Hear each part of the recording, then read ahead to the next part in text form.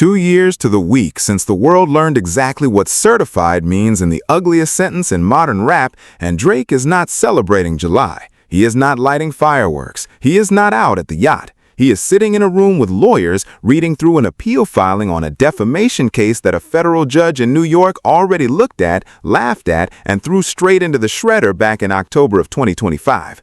And the reason I am opening the video like this, family, is because there is a version of this story you have been told, and there is the version that is actually happening in the paperwork, and those two versions are not the same story. Everybody has been watching the mixtapes, the subliminals, the Iceman rollout, the interviews. Everybody has been watching the front of the stage. Nobody has been reading the docket. And the Docket, family, the docket is where the man from Toronto is quietly bleeding out in real time, because what looks like a rap beef from the outside, a competition, a battle, a back and forth between two of the biggest artists on the planet, has already stopped being a rap beef in every way that matters. It ended as a rap beef the moment Aubrey Drake Graham decided he could not win it on wax, and it turned into something else entirely the moment his legal team started filing motions naming Universal Music Group, naming iHeartMedia, naming Spotify, naming the very corporate infrastructure that used to bend the knee to him every Monday morning when the Billboard numbers came in. And I promise you, by the time we get to the part of this video where I break down what is actually inside the appeal filing his own lawyers submitted this year, and I am getting there, do not skip, you are going to understand why the OVO camp behind closed doors is not worried about Kendrick Lamar's next album. They are worried about the next ruling. They are worried about what the appeals court says. They are worried about a paper trail that Drake himself put into public court records that nobody in the culture is reading. Because here is the identity disruption that nobody wants to sit with. This was never a fair fight anymore the second lawyers got involved, and the fight that Drake started in a courtroom is the fight he is now losing worse than the one he lost on the microphone. 2 arenas, 2 losses. One man from Compton did not even show up to the second one, and he is still winning it by default. Drop your thoughts in the comments, hit like, and subscribe. Let's get into it. Now, let me set the whole table for you, because if we are going to have this conversation, we are going to have it with all the pieces on the board, not just the ones the timeline wants you to see. Rewind the tape back to the spring of 2024. That is where this story lives. That is where the earthquake happened, and everything from that point forward is aftershock. March 2024. Future and Metro Boomin dropped the album that lights the fuse, and Kendrick Lamar shows up on Like That and burns the entire Big Three narrative to the ground in about 50 seconds.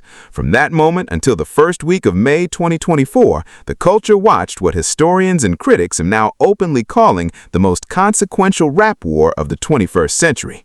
Push-ups, Tailor-Made, Euphoria, 616 in LA, Family Matters, Meet the Grams, and then on May 4th, 2024, Not Like Us, not the diss track, the one that broke streaming records inside 48 hours, the one that Drake himself has never publicly recovered from, the one that turned into a chart topper, a Grammy magnet, a Super Bowl halftime centerpiece, a West Coast unity anthem, and, most importantly for our conversation today, the specific song that Aubrey Drake Graham decided to sue his own record label over. That is not a small detail. That is the whole story. Because when you understand that Drake sued Universal Music Group in January of 2025 for defamation over Not Like Us, you understand that Drake made a business decision. He decided that the record that hurt him was worth more damage to challenge in court than it was to answer on wax. That is a decision. That is a strategy. That is a reputation-defining move. And every rap fan on planet Earth watched him make it.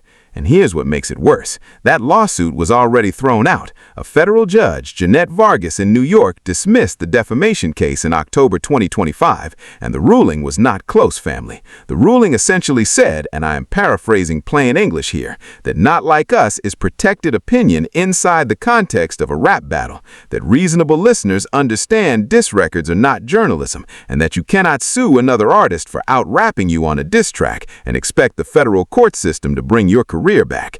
That is the ruling. That is the paper. That is public record. And what did Drake do? He appealed it, which brings us to right now, July of 2026, where his lawyers are back in front of the appeals court, according to reporting from Music Business Worldwide, arguing that Judge Vargas improperly dismissed the case.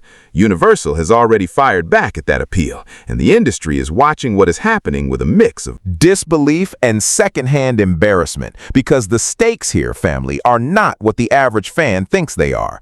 The stakes are not, will Drake win his lawsuit and get his reputation back? Nobody in the legal industry believes that outcome is on the table. The stakes are how much more of his own credibility Drake is willing to burn in public, trying to make a point that he already lost the first time a judge looked at it. The musical stakes were decided in 2024. The cultural stakes were decided at Super Bowl 59. The financial stakes are still being decided by every stream Not Like Us pulls in every day of every quarter. And the reputation stakes are being redecided every single time Drake's lawyers file a new document that gets picked apart by legal analysts and hip-hop podcasters in the same afternoon. So the question that this entire video is going to answer is this: what is actually inside the paperwork Drake's own team put on the record? Because that is where the OVO problem lives. Not on Iceman, not on the timeline, inside the paperwork. And there are things in that paperwork that the culture has not fully processed yet. Let us start with what everybody can see. Surface evidence, layer 1. The stuff that does not require an insider, does not require a source, does not require any deep industry knowledge to verify. This is the stuff you can look up on your own phone in 10 minutes, and I promise you it is going to make what comes after it look even worse. Piece of evidence number 1, Not Like Us in the summer of 2026 is still charting 2 full years after release. That does not happen with diss tracks. That does not happen with almost any track. Songs have a shelf life. Diss records especially have a shelf life. Not Like Us broke the shelf. Every metric you want to look at, global Spotify plays, YouTube views on the official video, Shazam counts, TikTok sound usage, the song is still moving numbers that would make it a smash if it dropped yesterday. That is piece of evidence number 1, and every serious analyst in the streaming industry has now confirmed it. This record has legs that no diss track in modern rap history has ever had, and those legs are still walking. Piece of evidence number 2, the 2025 Grammys. Not Like Us walked away with Record of the Year and Song of the Year, among a total sweep for Kendrick's team on that night. That is not just symbolic. Record of the Year and Song of the Year are the 2 biggest general field categories at the entire ceremony, and they went to a track that names Drake, mocks Drake, and delivers one of the most damaging cultural framings of Drake that has ever been publicly recorded. The Recording Academy, the same institution people love to complain about being safe, corporate, and out of touch, gave its highest honors to a song engineered to end another man's career. And you cannot argue with that ballot. You cannot appeal that ballot. You cannot file a motion against the members of the Grammy voting body. That is over. That happened. Piece of evidence number 3, Super Bowl 59, February 9th, 2025. Kendrick Lamar performs Not Like Us on the biggest stage in American entertainment, in front of what turned out to be one of the most watched halftime shows in Super Bowl history. He looks into the camera, he lets the crowd finish the words. He does not need to say the whole hook, because the entire stadium and the entire country are saying it for him. That was not a concert. That was a globally televised confirmation. That was the halftime show becoming a coronation, and every casual observer in America understood what they had just witnessed. Piece of evidence number 4, the pop-out. Cannon Friends, Juneteenth 2024, the Kia Forum. Kendrick performs Not Like Us 5 times in one night. 5. Blood gangs, Crip gangs, generations of West Coast rivals all standing on the same stage with him. That is not a concert. That is a movement moment. That is what happens when a diss track transcends the diss and becomes a rallying cry for an entire region. And 2 years later, that unity has not fractured. That is the wild part. The West Coast solidarity that Kendrick built by giving the region a common villain to unify against has held together longer than anyone predicted. And here's what I want you to take from all 4 of those pieces of evidence. Every single one of them is verifiable. Every single one of them is public record. And every single one of them predates Iceman, predates the lawsuit dismissals, predates everything happening in 2026. Which means when Drake showed up to court in January of 2025, and again with this appeal in 2026, he was showing up to argue with reality itself. He was showing up to argue that the culture, the industry, the Recording Academy, the NFL, and the streaming platforms had all somehow been rigged against him, all at once, simultaneously, on the same song. And every serious person watching this play out understands how absurd that argument looks the second you say it out loud. And oh, family, do I have more. Because if you thought the surface evidence was rough, buckle up, because the next layer is where the real story lives. This is the part the OVO diehards do not want to hear, and this is the part where I need you to stay locked in with me. Because the cultural evidence, the insider layer, the stuff that reveals how the actual hip-hop community sees it, is more damaging than any chart position or any court filing. And I'm about to walk you through 4 separate pieces of it that connect into a picture the timeline has not put together yet. If you're still with me right now, tap that like button, because what's coming up in the next few minutes is going to change how you look at every single interview Drake has done in the last 12 months. Cultural evidence piece number 1, the silence from the peers. And I want you to really think about this one. In any normal rap beef in the history of the genre, when the dust settles, the loser gets some kind of grace period from other artists. There's usually somebody who reaches out, somebody who does a feature to signal support, somebody in the culture who visibly co-signs them to help stop the bleeding. Look around 2026 and tell me who is doing that for Drake right now. Where are the peer-level cosigns? Where are the surprise features from top-tier artists sending a message of solidarity? Where are the industry heavyweights showing up to his shows to signal that the culture still has his back?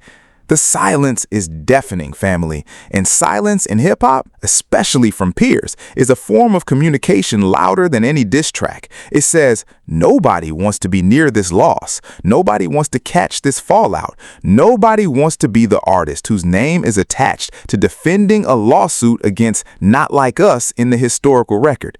That is cultural evidence. That is not something you can subpoena. That is not something you can put in a court filing. That is the temperature of the room, and the room is cold. Cultural evidence piece number 2. The West Coast has not moved on, and I do not just mean the fans. I mean the artists. 2 years after the pop-out, the West Coast rap ecosystem is arguably more unified and more culturally central than it has been at any point since the mid-90s. Kendrick, SZA, TDE, PG Lang, the entire cluster of artists in that orbit, they are running the culture. And every time you see one of them at an event, at a festival, at a red carpet, they are being received not just as artists, but as the winning team in the biggest cultural conflict of the decade. That is not luck. That is the payoff of a movement that Kendrick built on the back of Not Like Us and refused to let dissipate. Cultural evidence piece number 3. The critical class has picked his side, and it is not close. When Iceman dropped in the spring of 2026, look at the reviews. Pitchfork's review of Iceman was pointed and unflattering, treating the album as evidence of an artist who is aware of his own diminished cultural position and unable to write his way out of it.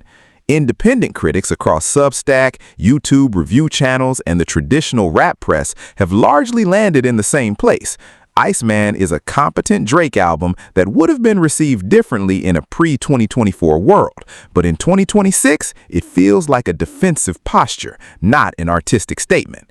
Now, to be fair, and I want to be fair here because credibility matters, there is a counter-argument. Iceman did open with massive commercial numbers. Reports out of the streaming ecosystem put the first-day Spotify streams at record-breaking territory for a rap album in 2026. Billboard has written pieces framing the rollout as a rediscovery of Drake's greatest asset, which is his ability to move numbers on demand. Fair, that is fair. But here is why that counter-argument does not fully hold up. Numbers on demand from a locked-in fan base are not the same as cultural relevance. First-week streams from the built-in Drake audience are a floor, not a ceiling. And the question in 2026 is not whether Drake can still open big. The question is whether he can shape the conversation the way he used to. And on that measure, the critical class is unanimous. He cannot. Cultural evidence piece number 4. The insider reactions from within the hip-hop podcast and media ecosystem. Podcasts like Joe Budden, the $1 Million Worth of Game platform, the various hip-hop breakdown shows on YouTube.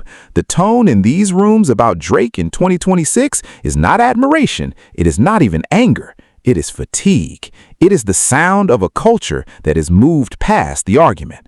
When commentators start talking about you the way they talk about a legacy artist trying to prove they're still relevant, the argument is already lost. And every time Drake does an interview, drops a subliminal, or files a new appeal motion, the podcast class rolls his eyes and moves on to the next topic within the same hour. That is the tone of a champion who has been dethroned in the eyes of his own commentators. And when I put all 4 of those cultural pieces together, the peer silence, the West Coast solidarity, the critical consensus, the podcast fatigue, I am not looking at a rapper going through a bad quarter. I am looking at a full cultural repositioning, and it is being finalized in real time. But here's the thing, family. All of that is still surface. All of that is still the visible layer, because the real story, the reason we are actually here in July of 2026 having this conversation, is not about the music, is not about the culture, and is not about the awards. The real story is about the business, and that's where I have to shift gears completely, because what I'm about to explain is the part almost nobody in the hip-hop commentary space is breaking down correctly. Let me turn the whole conversation upside down for a second, because we have been talking about rap, and we need to start talking about corporate structure, publishing, and the mechanics of the streaming economy. Because if you're still thinking about Drake versus Kendrick as a music competition, you're 2 years behind the actual story. The actual story is not a music story. The actual story is an industry story, and it has 3 separate systemic layers that all lead to the same conclusion. Systemic layer number 1. The label problem. Drake and Kendrick Lamar were both housed at critical points under the same corporate parent, Universal Music Group. Kendrick came up through Interscope through Top Dog Entertainment. Drake has been under the Republic Records umbrella through Universal. When Drake sued UMG in January of 2025 over Not Like Us, he was in the plainest terms suing his own corporate family. And UMG's response to that lawsuit, which they have now repeated in the appeal, was essentially to say that the idea a major label would deliberately sabotage one of its own top-earning artists to boost another one is not just wrong, it's economically illogical. And they're right. This is where the average fan misses the story. Labels don't care who wins a beef. Labels care about the P&L statement. And in the case of Not Like Us versus Drake's catalog, the P&L math works out great for UMG either way because they own or profit from both. So Drake's lawsuit is not just asking a federal judge to intervene in a rap beef. It's asking a federal judge to punish a corporation for making money off a song, which is the entire business model of that corporation. The federal court in October of 2025 looked at that argument, said no, and dismissed the case. Systemic layer number 2, the streaming economy problem. This is the layer that made the Spotify class action so interesting. In late 2024, before the UMG defamation case, Drake's legal team pursued the argument that Not Like Us was being artificially inflated through streaming manipulation, and there were separate parallel filings, including a class action against Spotify that eventually got dismissed as well, that alleged bot activity and platform bias. Here's the systemic irony. Drake spent an entire decade being the biggest beneficiary of the exact streaming economy he is now arguing is rigged when it's not producing the outcome he wants. The court, in dismissing the class action, effectively said, you cannot argue the system is rigged only when you lose on it. That's systemic layer 2. Systemic layer 3, and this is the deepest one, family. The cultural credibility economy has changed under Drake's feet, and he built his empire in an era that no longer exists. In the 2010s, streaming numbers alone were enough to crown a king. Chart position was culture. First week sales were culture. Radio spins were culture. All of those inputs were the same input essentially, and Drake mastered every one of them. But somewhere between 2020 and 2024, the culture rebalanced.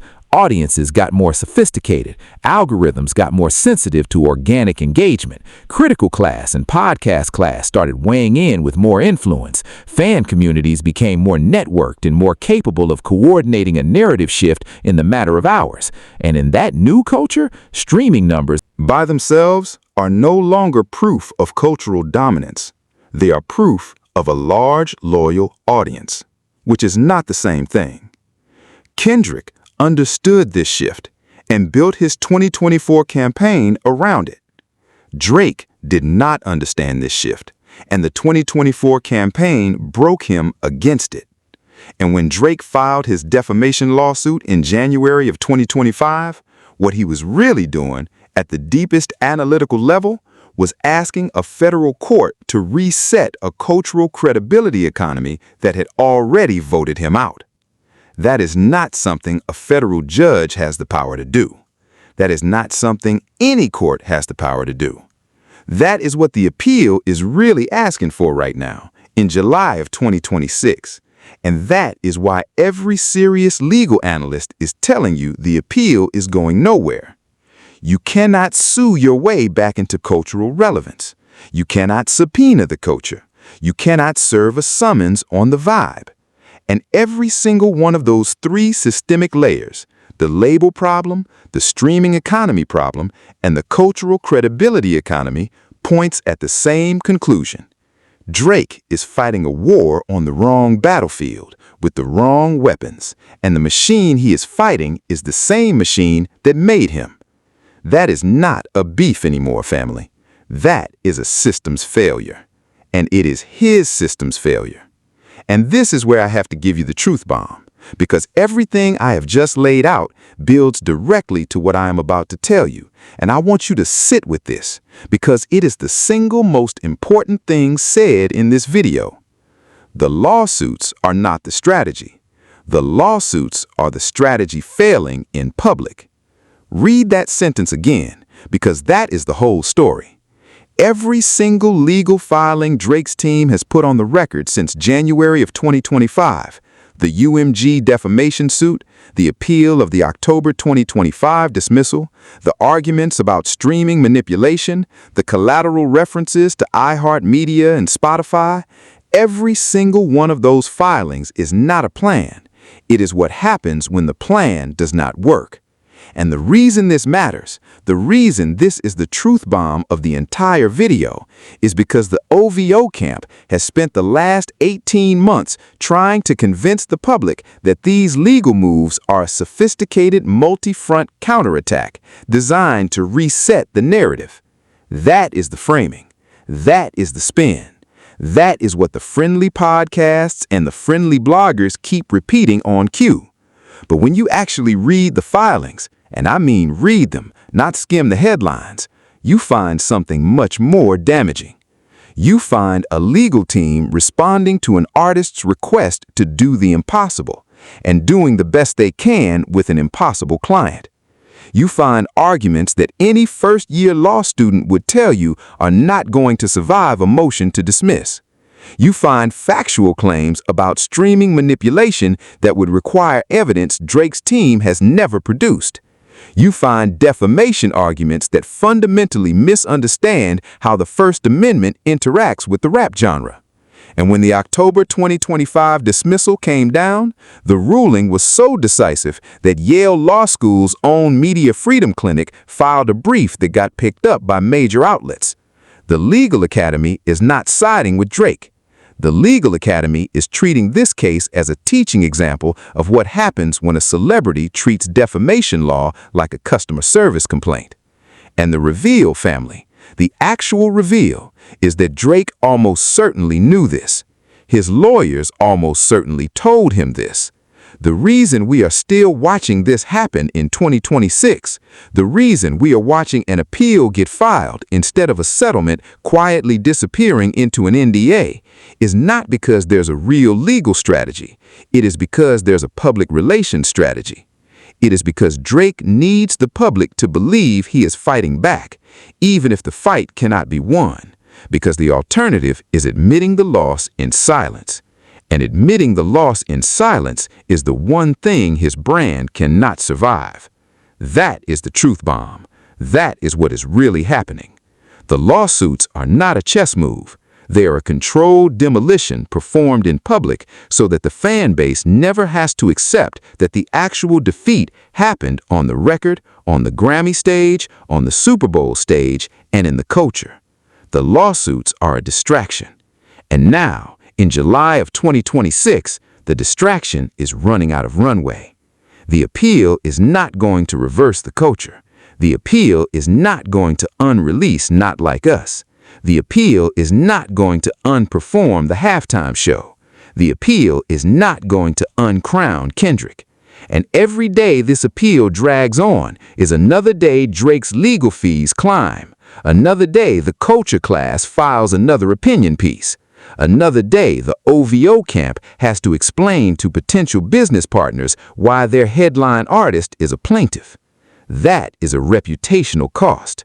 That is a cost that shows up on every deal Drake's team tries to negotiate for the next 5 years. And that is the cost that is going to outlast the lawsuit itself. Now let me bring this home, because after all of that heavy analysis, I want you to feel what the actual resolution is. Because the resolution, family, is that the right person is winning. The right person has been winning. And the right person is going to keep winning, and it has nothing to do with the courtroom. Kendrick Lamar spent 2024 doing exactly what a great artist is supposed to do when a great artist is challenged. He got in the booth. He answered the shots with better shots. He built a body of work under pressure that most artists could not build in a lifetime of comfort. And then, when the smoke cleared and he could easily have coasted, he did not coast. He dropped G and X in late 2024. He toured. He owned Super Bowl 59. He kept his metadata sharp on Not Like Us. He kept the West Coast unified. He kept the culture leaning his direction. And through it all, he never once ran to a courtroom. He never once accused a platform of rigging his numbers. He never once did an aggrieved interview blaming the industry for a loss he didn't take. He did the work. And the work did the talking. And now, in July of 2026, the work is still talking, and it is saying his name in every room that matters. That is the hero resolution. That is the payoff. And here's the contrast that crystallizes the entire story in one sentence. One of them keeps letting the music do the arguing. The other keeps letting the lawyers do the arguing. And in a genre built on the belief that the microphone is the highest court in the land, that contrast is the only ruling that matters. Every piece of evidence we walk through today folds into that same conclusion. The Grammys folded into it. The Super Bowl folded into it. The pop-out folded into it. The critical consensus folded into it. The peer silence folded into it. The systemic analysis folded into it. And even the paperwork, family, even the paperwork Drake's own team filed folds into it, because the paperwork is proof that he could not win the argument any other way. That is not a defeat that a comeback record fixes. That is a defeat that time itself is going to have to soften. And time in hip-hop is not soft. Time is a Hall of Fame. And a Hall of Fame does not admit rappers based on their court appearances. It admits them based on what the culture remembers.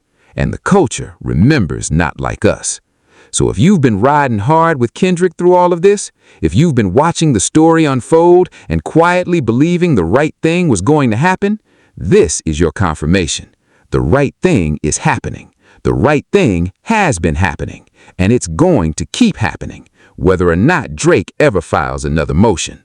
The culture already voted. The culture already delivered. And the vote is not being reheard. Now, before I let you out of here, I need to be straight with you about what is coming next, Because this is not the end of the story. This is a chapter. And there are at least 2 developments on the horizon that every single person watching this video needs to be locked in for. The first development is the appeals court ruling itself. That decision is going to land, and when it lands, we are going to see whether Drake's team has any theoretical path forward, or whether October 2025 becomes the officially final word on this era of litigation. Every legal analyst worth listening to is expecting the appeals court to affirm the dismissal, but until that ink is dry, this story has a live thread. The second development is the OVO business fallout, because here is what nobody is talking about loudly enough.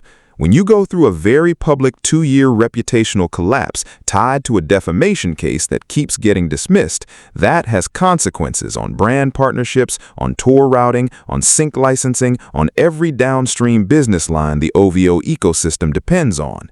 And those consequences unfold over years, not months. So the story we are watching in 2026 is only chapter 3 of a book that is going to have chapters 4, 5, and 6, and I'm going to be here for every one of them, breaking it down the same way, giving you the analysis you are not getting on the timeline.